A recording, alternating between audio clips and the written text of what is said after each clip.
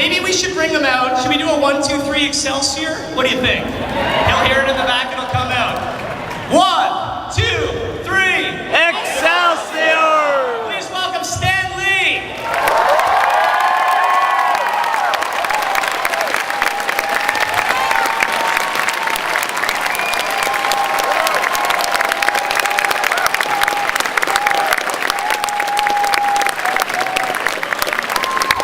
I heard that magic word. Well, Dorothy, it looks like you're not in Kansas anymore. Hey, good to see you all. It's been a pleasure, and I hope I see you again next year. I just got off the damn plane. I didn't know I'd have to come and make a speech. Well, I'm not going to make a speech. What are we going to do? Answer questions? We're gonna do some questions. Yeah, so we're gonna open the floor to questions. There's Michelle. And you better make your questions easy. It's been a tough day, and I'm not that good at answering, and we haven't even been formally introduced. Can I sit down? Am I allowed to sit down? Okay. Should we do introductions? Stan Lee, FanExpo, FanExpo. Thank you very much. You were so great last year that I decided to come back. That'll teach you. Now, don't be so great this time. Before we get to the first question, I want to ask you, I mean, obviously the characters that you've created and the iconography you've created has been big for a long time, but has the level of big with the success of the Avengers shocked even you? Yeah, they were pretty successful. I can't take the credit for all the movies. There were other guys responsible. There were actors, writers, directors. Of course, I was the inspiration. We might as well face it. Why is there nothing for me to leave? There we go. And speaking of the movies, have they all been here? Oh, wait till you see. Wait till you see my cameo in the next Iron Man movie.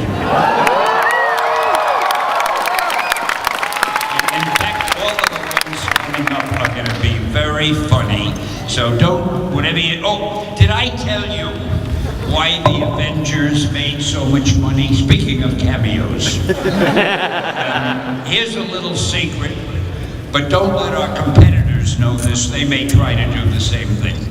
They put my is this making a lot, is this okay? Maybe go like am I talking too close? I think it's like that. I should hold it like this. Yeah, maybe like okay, I don't want to boom out there.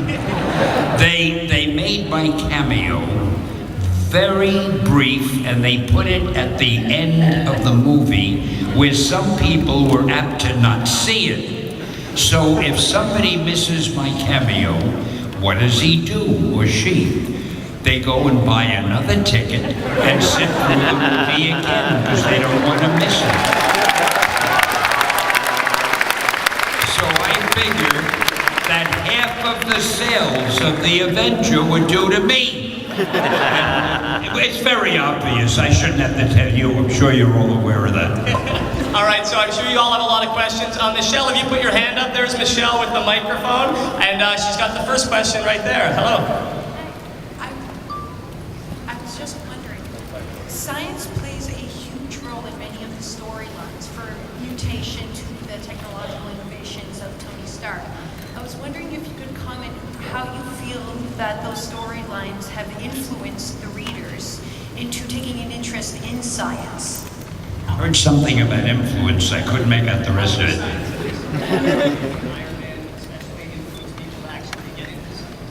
Oh, well, yes, that's another thing that I'm responsible for. I gotta tell you a funny thing about that. I am not the kind of guy who does research, and I'm not a wizard at science. So when I wanted the Fantastic Four to get their power, I figured I'd have them blasted by cosmic rays. I wouldn't know a cosmic ray if I saw one, but it sounded good. You know, they were whacked by a cosmic ray. Then I needed something that Bruce Banner would turn him into the Hulk. So I figured I already used a cosmic ray, I'll use a gamma ray. I don't know the difference between a cosmic ray and a gamma ray. I don't know what either of them do or what they look like, but he was a gamma ray. With Spider-Man, I had run out of rays. So I figured I'll go to the insect kingdom. And with the X-Men, I couldn't think of what the hell to do, so I took the cowardly way out, and I said they were born that way. So that's really the extent of my scientific knowledge, although I'm happy to take credit for whatever comes of that.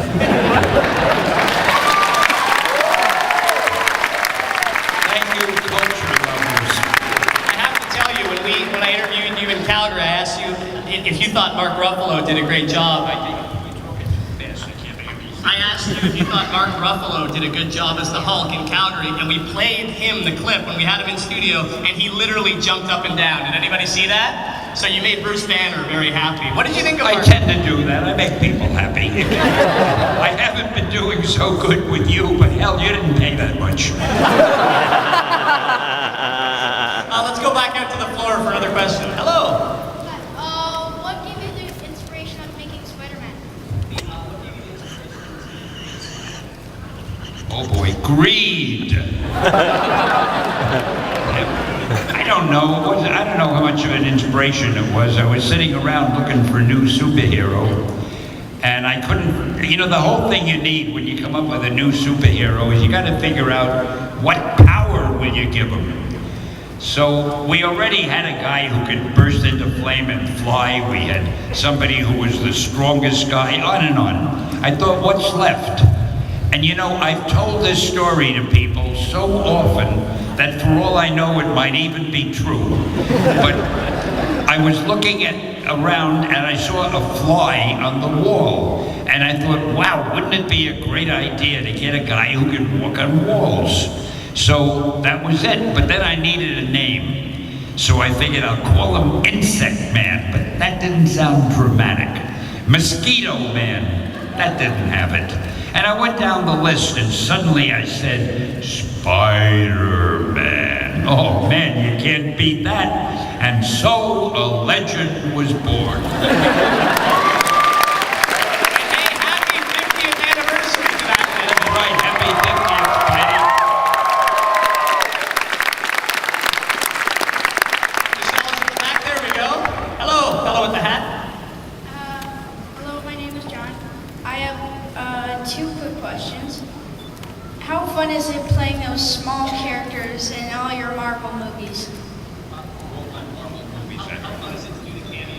Oh, I love them. I love doing them. You know, I tell you the funniest thing. Somebody wrote about me in some magazine, and I guess for the people who didn't know who I was, they wrote what I am and what I do at the top, and they said, Stan Lee, actor, writer, comic book writer, but they said actor first, so all of a sudden I'm an actor, so you better, you know, pay attention and give me the respect that is due me. And if you all are as friendly as you seem to be, because I think a lot of you are just putting it on, but if you are, I want you all to write to the Academy, the Motion Picture Academy, and tell them that it's shameful that they don't have an award for the best cameo of the year. Now, don't let me down. What do you think? Would all of you give Stanley an Oscar? Another question from the floor. Over here, Teddy, over here. Hello. Hi. Hey. Why do they say from the floor? It's from the audience. The floor doesn't talk. People should really watch their language. I apologize. A question from a young lady or a young gentleman, that's the way it is. The gentleman there. So, looking back on your legacy of comics, is there anything that you would change about any characters you've created? Is there anything that you would change about any of the characters that you've created? You know, honestly, I don't think I would. I did them the way I wanted them to be, and they came out the way I wanted them to be, so I have no reason to want to change them. Now, I will admit, when other writers take over the series, they like to put their own imprimatur on the stories, and they'll usually make a lot of changes, but that's okay with me. They have every right to do that. But as far as I'm concerned, I did them the way I did them. I think they were truly works of genius, and I wouldn't want to change them.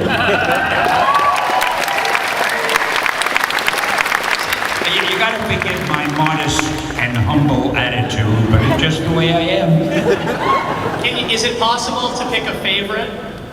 No. I am not a guy who has favorites. I love them all. You know, like some people say, what's your favorite book or movie or music? I love so many of them. I don't know how you can have a favorite. Actually, my favorite comic book hero was whichever one I was writing at the moment, because that's the one I was concentrating on. There we go. From the young gentleman. Hi, my name is Wyatt. How old were you when you first started sketching superheroes? How old were you when you first started sketches? When I started writing superheroes, how old was I? I was about 17 or 18. It all happened accidentally. I applied for a job at a publishing company. I didn't even know that they published comics. They published men's books, movie books, confession books, sports story books. They had a line of comics. And I heard that they had an opening for an assistant. So I had just graduated high school. I was about 16 and a half or 17. And I applied for the job. I must have been the only one who applied because they hired me. And I found out that they needed the assistant in the comic book department. I had never had any intention, really, I never thought of being a comic book person. But it was a job, and I needed the job. And Joe Simon and Jack Kirby were there, and they were doing Captain America at the time. And my job was to run down and get them sandwiches for lunch, or erase the pages, or fill their ink wells. They used ink in those days. And that was how I got into the business. And then one day, not long after that, Joe and Jack left. I never found out why. There's something happened with them and the publisher, and they left. So the publisher, whose name was Martin said to me, Stan, do you think you could run things till I get a grown-up to fill in the job? Well, when you're 17 years old, what do you know? I said, sure, I can do it. And he must have forgotten about me, because I've been there ever since. With superheroes and I never fell in love with superheroes. I'm not gay. No, I enjoyed writing them, but I'll be honest with you, I enjoyed writing everything.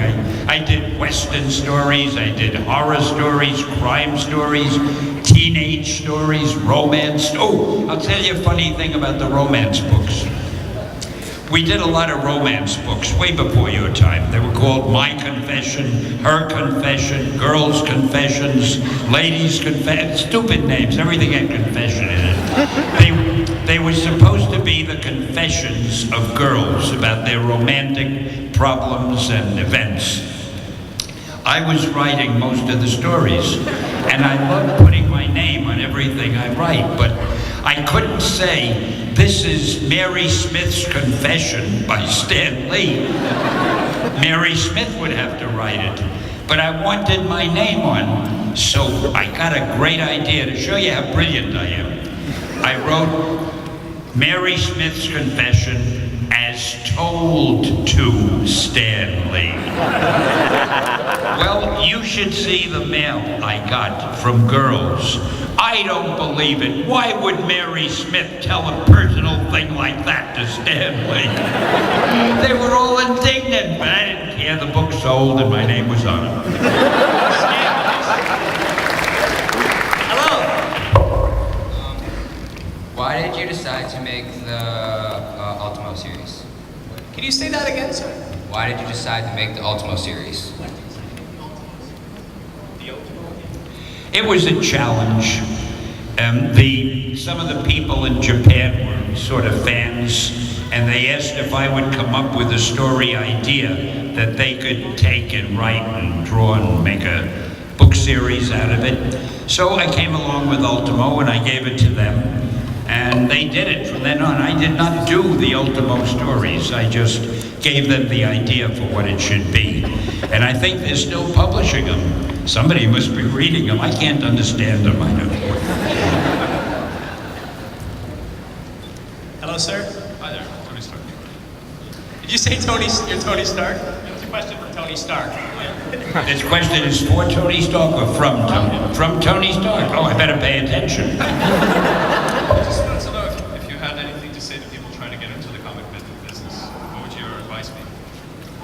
Is everybody whispering or have I gone stone deaf? The mics are a little weak, but what would your advice be for somebody trying to break into the comic industry? You know, that is the toughest question I could get. We could be here all night, and I wouldn't know what to tell you.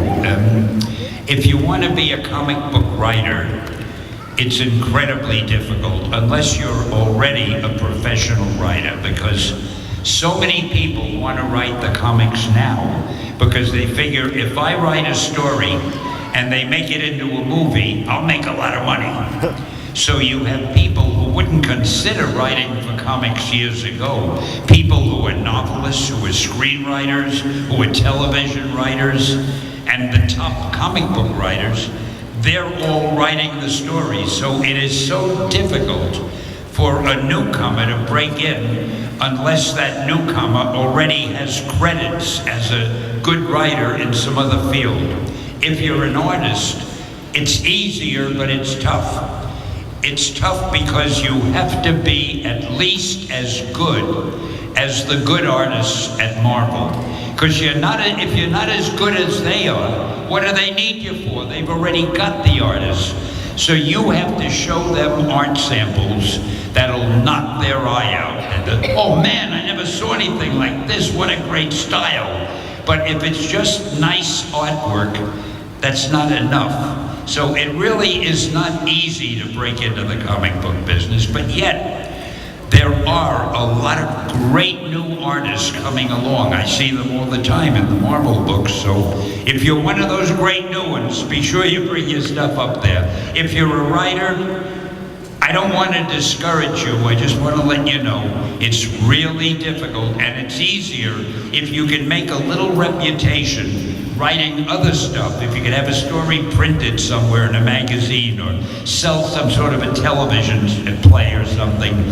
So then the editors at least know you're a professional and they'll read what you submit. Otherwise, they generally don't even have time. My name's Connor.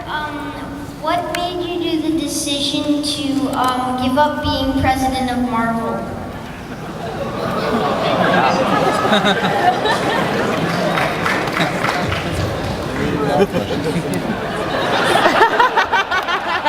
Are you an investigative journalist? I can't make it funny, I'm just going to tell you the truth. This will surprise the hell out of you, but I am not a businessman. And as president of Marvel, I had to act like a businessman. I had to go to long meetings where they discussed their 5-year plan.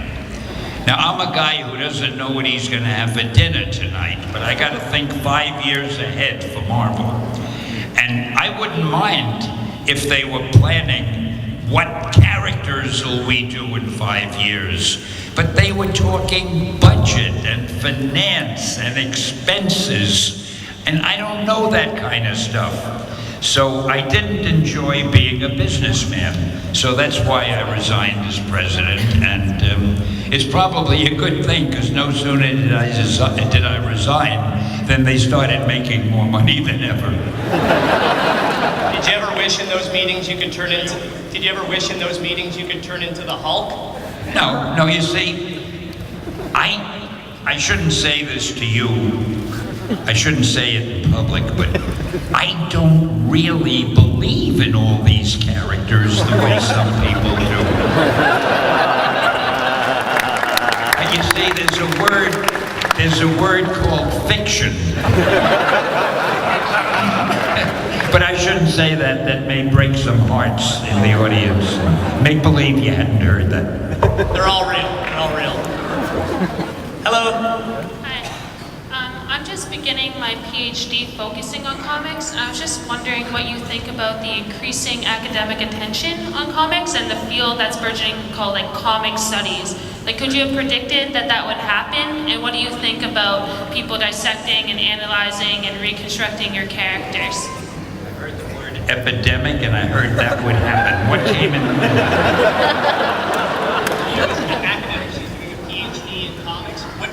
about academics studying comics? Well, they do. There are courses in comics at a lot of universities.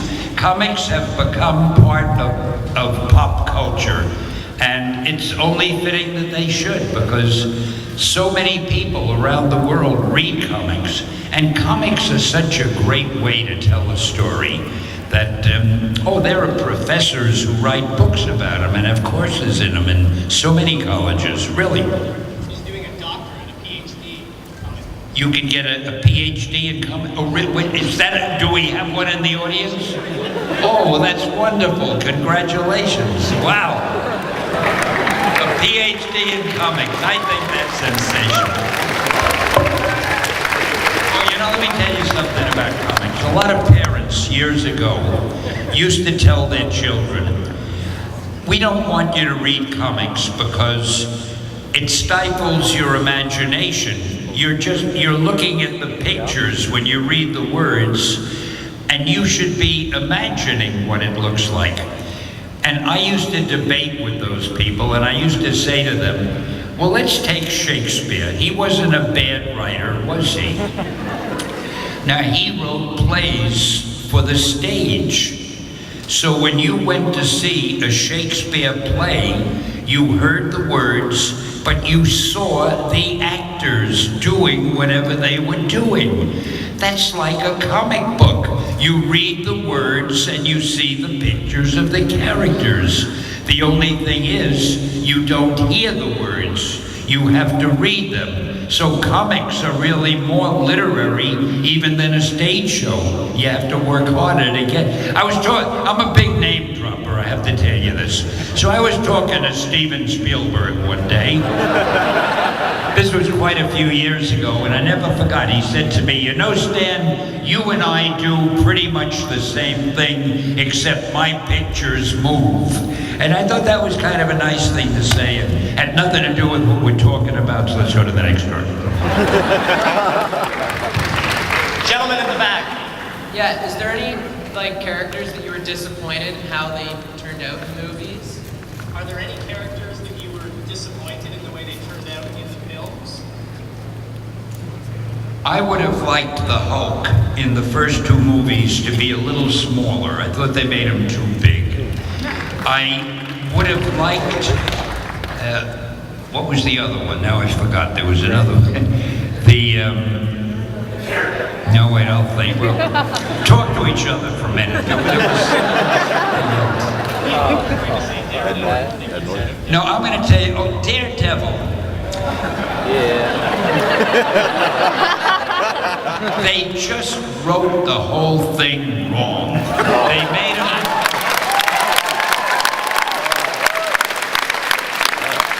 I love the character, but they made him too tragic, and that stuff with where he slept in that thing like a coffin and all those church scenes, and he was so miserable. That wasn't the Daredevil that I had in mind when I wrote him. But I think they're working on a new Daredevil movie, and I think it'll be a lot better. So don't suspend judgment till the next movie. The way Dr. Doom was portrayed in Fantastic Four.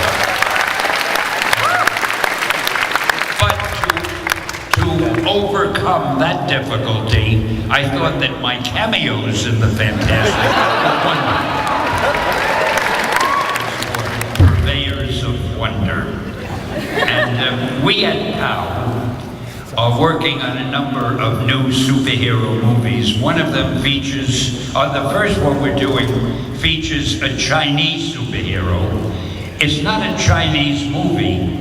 It's a movie for the whole world, like all of them, but it stars a Chinese hero, and a lot of it takes place in China. And I think you will say when you see it, you've never seen anything like it. It's called The Annihilator. You heard it here. And we're working on another movie with one of the studios about, well, I don't think I'm allowed to talk about that because the studio wants to make the first. No, we're working on two others with other studios. You'll read about them soon. And we have a live action spectacular show in Macau, in Asia, because that was the only place we could find a theater big enough. It's a show like the Cirque du Soleil, but it's more superhero based, and it's the only show where the audience is part of the show. You will read about that in about a year and a half. And we're working on the little stuff, but I don't want to bore you with that. But yes, I am working on superheroes. I like to write every type of thing, but whenever I go to a movie studio and say I have an idea for a movie, they say, what kind of superhero is it? And if I tell them it's not a superhero movie, they get disappointed and they're not interested. So I don't need a house to fall on me, I just do superheroes. We just have time for a few more questions. Is that a Thor? Yay! Hey, Thor. Aw, the cutest.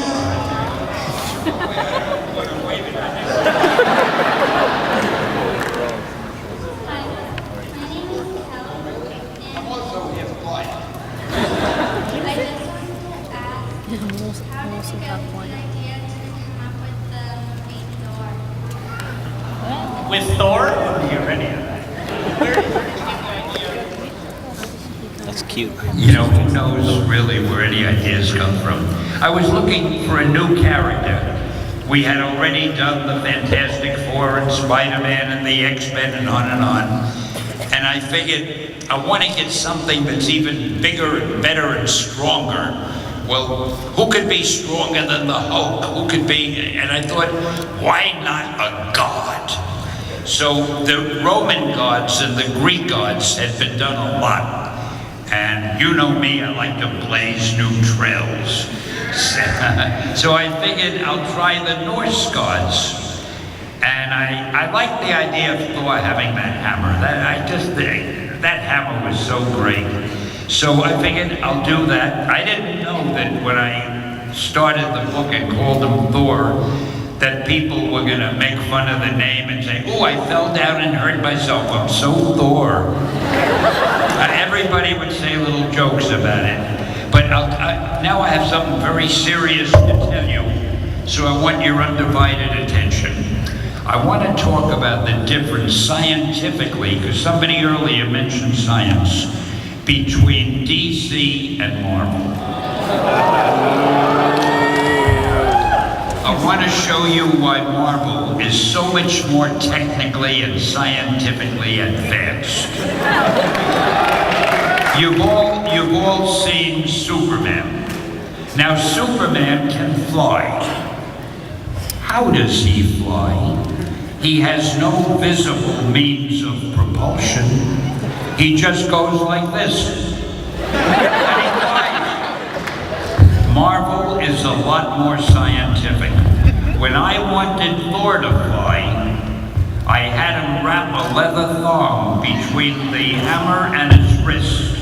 And he twirls the hammer around like a propeller, as only a thunder god can. And then he lets go of the hammer. Well, the hammer goes flying off, but he's attached to it at the wrist, so he goes with it. A valid scientific explanation.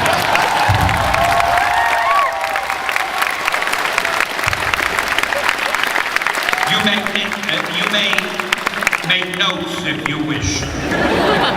This is the last question. Do you feel the pressure? Go ahead, sir.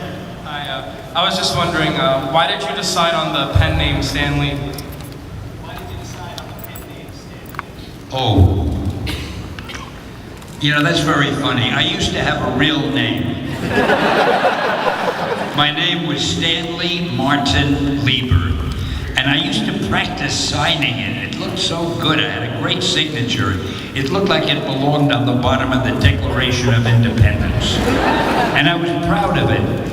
But when I started writing comics, oh, that was way back in 40 something, nobody had any respect for comics. And frankly, I was embarrassed to tell people what I did.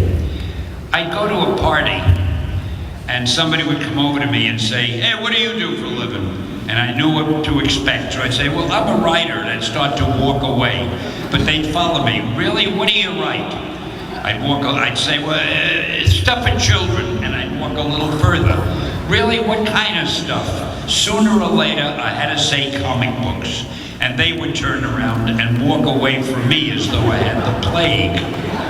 So, I might add, incidentally, today it's different. Today I'm at a party, somebody will see me and say, excuse me, President Obama, but I gotta go talk to Stanley.